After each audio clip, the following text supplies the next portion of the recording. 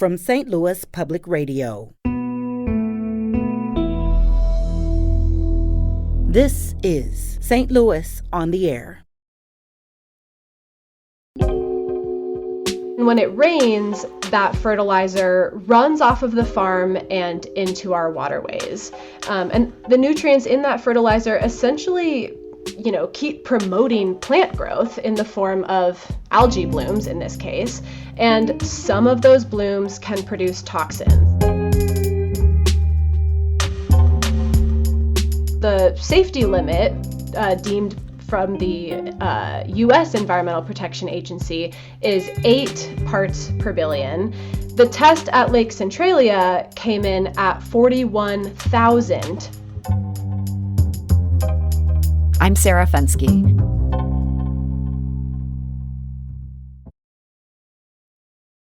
Mandy Miller and her husband left the St. Louis suburbs for a weekend getaway in September of 2020. They booked an Airbnb on Lake Centralia, Illinois. It was Mandy's 30th birthday, and they were looking for fun. So was their dog, Zeus. He jumped into the water right away.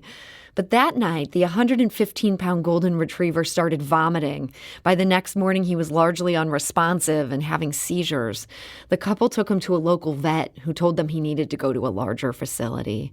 Mandy recently recalled the nightmare situation to reporter Dana Cronin while her husband, Austin Elkins, listened.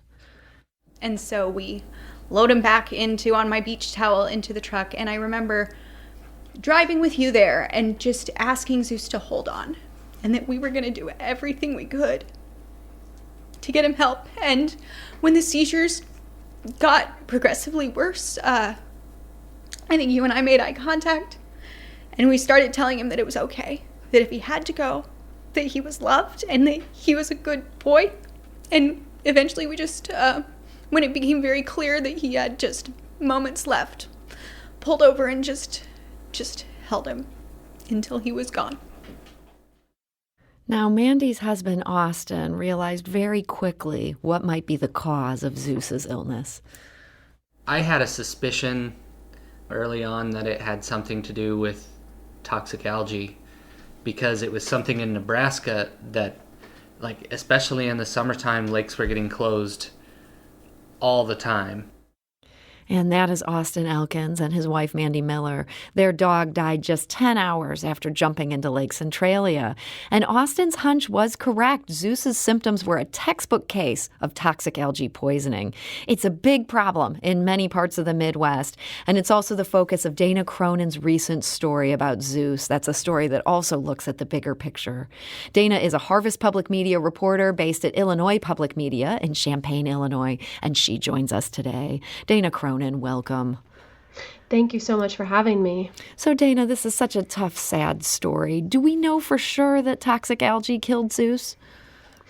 We don't know for sure because Zeus was immediately cremated after dying. And so there was, unfortunately never an autopsy done on him. But like you said, he had textbook symptoms of toxic algae poisoning. He, started vomiting just a few hours after swimming in Lake Centralia. And, the next morning he was, like you mentioned, largely unresponsive, having constant seizures. And, you look up the symptoms of toxic algae poisoning on the CDC website, and those are them. So when people think about algae, you think about water that's green, it looks like it has algae on it. Was that the case where Zeus jumped in? Yeah, so this is tough because actually the very next day after Zeus had died and Mandy and Austin returned to the lake, that's when the toxic algae bloom, was visible. So the day that they swam, there was the water was clear. There was almost no indication that water potentially had toxic algae.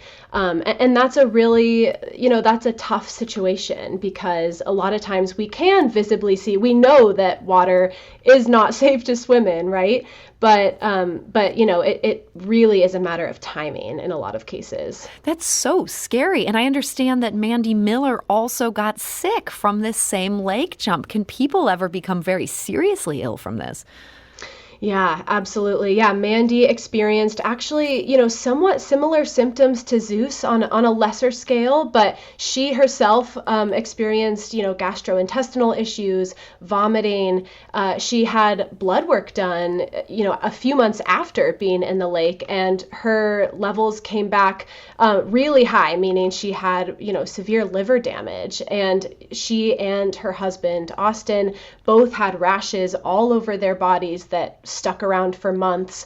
So, this is definitely, it's awful what happened to Zeus, but this can absolutely happen to humans as well. And, Zeus was 115 pounds. You can only imagine what would have happened to a small child had they entered the water. Okay, well, you definitely have my attention here. This is truly terrifying. So what causes these lakes to become this toxic?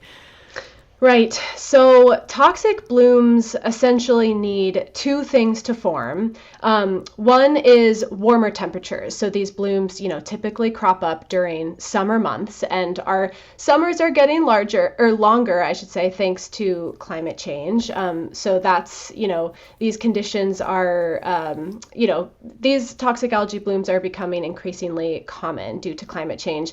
But the other thing a bloom needs to form is nutrients, namely phosphorus and nitrogen. And those end up in our water after washing off of farm fields. Farmers obviously use fertilizer to grow their crops. And when it rains, that fertilizer runs off of the farm and into our waterways. And the nutrients in that fertilizer essentially keep promoting plant growth in the form of algae blooms in this case. And some of those blooms can produce toxins that are dangerous for our health. And that is what unfortunately killed Zeus. So you kind of need these two things. First, this agricultural runoff that ends up in one of these lakes. And then as it gets warmer and warmer, it can become more toxic and deadlier. Exactly. Yeah. And the weekend that Mandy and Austin visited Lake Centralia was an unseasonably warm weekend. We're going to be seeing more of that into the future. So Austin Elkins, who is the man who lost his dog Zeus, he mentioned that in Nebraska, he was always hearing about lakes getting shut down. Lake Centralia, this is no little lake. This is 400 acres. Should this lake have been shut down ahead of their trip?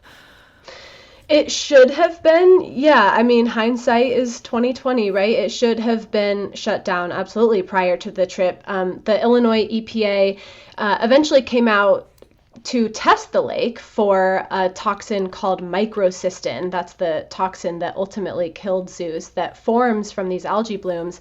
The safety limit deemed from the U.S. Environmental Protection Agency is 8 parts per billion.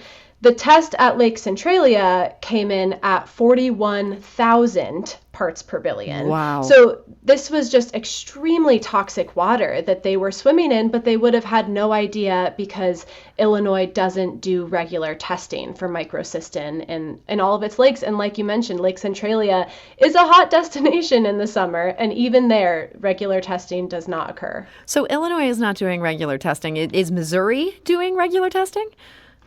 Missouri is not doing regular testing, I'm sorry to say. It does test for E. coli at some public beaches in state parks. And there is a volunteer program in Missouri that does collect samples from, 100 lakes or so across the state. And they do test for microcystin and other cyanotoxins. But when they collect those samples, they freeze them and then they run them collectively at the end of the season, meaning, the up-to-date status of the lake and really the safety of the lake is not known to the public before going to recreate in those waters.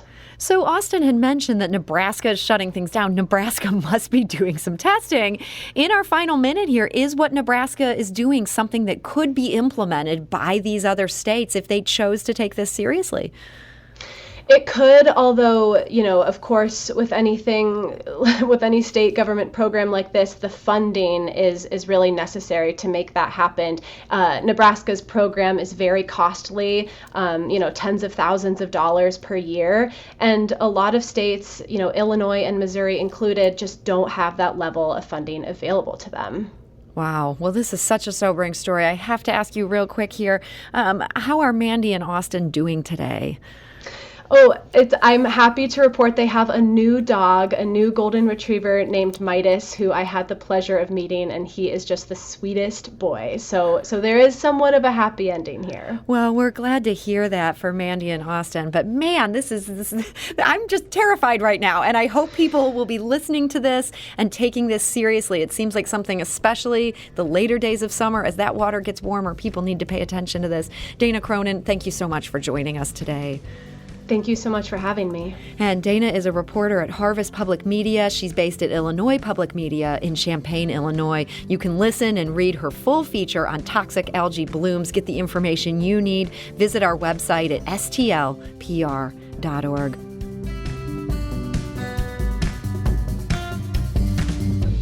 This episode was produced by Alex Hoyer, with audio engineering and podcast design by Aaron Dorr.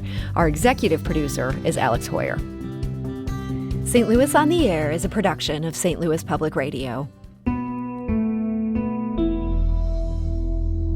Understanding starts here. Do you find yourself regularly listening to episodes of St. Louis on the Air? Suggest us to a friend you think might enjoy our conversations. And leave us a review and rating on Apple Podcasts on the App Store. It's the simplest way to help people discover our show. Thanks. St. Louis Public Radio is a member-supported service of the University of Missouri, St. Louis.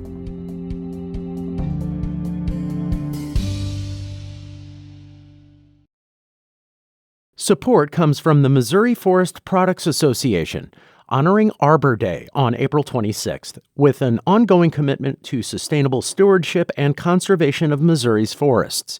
ChooseWood.com.